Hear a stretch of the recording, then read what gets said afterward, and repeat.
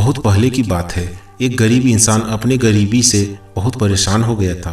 अपने गरीबी के कारण उसका अपने परिवार का पालन पोषण करना बहुत ही कठिन हो गया था।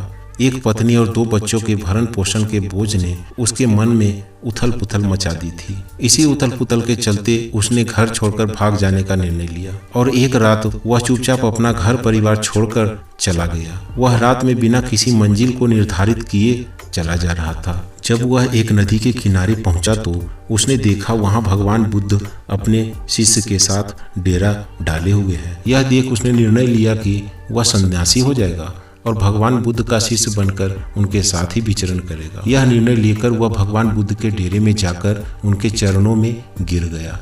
उनसे विनती करने लगा कि वह उसे अपना शिष्य बनाकर अपने साथ ही रख ले। भगवान बुद्ध ने उस गरीब इंसान पर कृपा करके उसे अपना शिष्य बना लिया। उसके बाद जब भगवान बुद्ध का काफिला आगे बढ़ा तो वह भी उनके साथ ही चल पड़ा। गर्मी का महीना था। भगवान बुद्ध का काफिला चलता ही जा रहा था। जब वह जंगल में पहुंचे तो सभी लोग पेड़ के नीचे विश्राम करने के लिए रुक गए।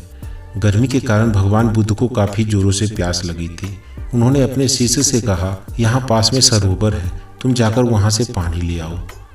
भगवान बुद्ध का आदेश सुनकर वह सरोवर में पानी लेने चल पड़ा। जब वह सरोवर के पास पहुंचा तो उसने देखा कि कुछ जंगली जानवर सरोवर में उद्यम मचा रहे हैं, परंतु जब वह सरोवर के पास पहुंचा तो सभी जानवर डरकर भाग गए। उस शिष्य ने सरोवर के पास जाकर देखा कि सरोवर का पानी जानवरों के उद्यम मचाने के कारण काफी गंदा हो गया है। सरोवर का कीचड़ और सड़े गले पत्ते बाहर उभर आ गए थे। इतना गंदा पानी देखकर वह बिना पानी लिए ही वापस आ गया और आकर भगवान बुद्ध से बोला, भगवान, उस सरोवर में तो बहुत गंदा पानी था, उसे तो पिया ही नहीं जा सकता। शिष्य की बात सुनकर भगवान कुछ देर तक कुछ नहीं बोले।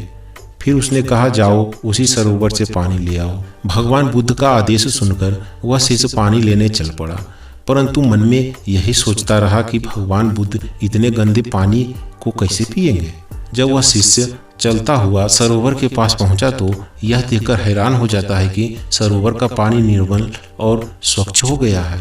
वह पानी लेकर भगवान बुद्ध के पास आता है और उनसे यह प्रश्न करता है कि थोड़ी ही देर में सरोवर का पानी इतना साफ कैसे हो गया। तब भगवान बुद्ध ने उसे समझाते हुए कहा, जब जानवर पानी में उद्यम मचा रहे थे तब उसका कीचड़ उभर आया था, परंतु कुछ देर शांत रहने पर कीचड़ वापस नीचे बैठ गया और पानी फिर से निर्मल हो गया। इसी प्रकार हमारे मन की भी स्थिति होती है। जीवन की भागदौड़ और कठिनाइयां हमारे मन में उथल पुथल पैदा कर देती है और तब हम गलत निर्णय लेते हैं। परंतु कोई भी निर्णय लेने से पहले अगर हम अपने मन को शांत रखें और धीरज पूर्वक बैठकर सोचें तो हमारे मन की वह उथल पुथल भी पानी के कीचड़ की तरह नीचे बैठ जाती है और तब हम जो निर्णय लेते हैं वह हमेशा ही सही होता है। इसलिए बुरे समय में इंसान को कभी भी धीरज नहीं खोना चाहिए। भगवान बुद्ध का यह उपदेश उसके समझ में आ जाता है और जब वह शांति से बैठकर सोचता है तो उसे यह आभास हो जाता है कि उसने घर छोड़कर गलत फैसला लिया था और वह भगवान बुद्ध से आज्ञा लेकर अपने घर वापस चला जाता है। दोस्तों, अगर ये कहानी आपको अच्छी लगी हो तो चैनल को सब्सक्राइब करके घंटी जरूर बजा दें। Thanks for watching.